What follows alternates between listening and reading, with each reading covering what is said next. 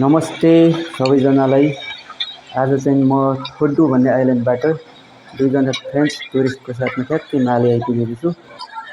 यो चाहिँ माले एमएमजेटी भन्छ र यो चाहिँ काठमाडौँको नयाँ बस पार्क जस्तै हो। यहाँबाट जुनसुकै अटोल भनेको नेपालको जिल्ला जस्तो जुनसुकै जिल्ला अटोलमा छुट्टिने बोटहरू चाहिँ यहाँबाट छुट्टिन्छ। मालदिभ्सको ट्रान्सपोर्ट भनेकै यस्तै बोटहरूबाट हो।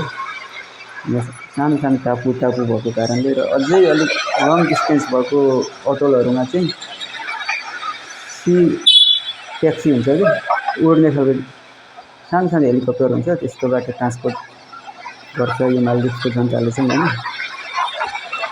र यो भनेको चाहिँ एकदम काठमाडौँको गङ्गबु बस पार्क जस्तो हो। र मैले यहाँ देखिरहेको छु, यहाँ देखिरहेको छ सी कोस्ट।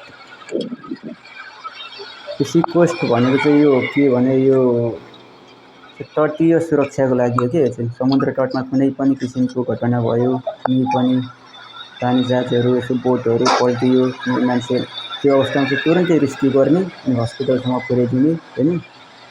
र अन्य प्राकृतिक प्रकोपहरू जस्तो नेचुरल डिजास्टरहरू पनि हुनसक्छ। र अहिले हामी यो दुईजना फ्रेन्च टुरिस्टले चाहिँ स्विमिङ गर्ने रहर गरेकोले गर्दा यो समुद्रको छेउमा एकदम गहिरो, छेउमै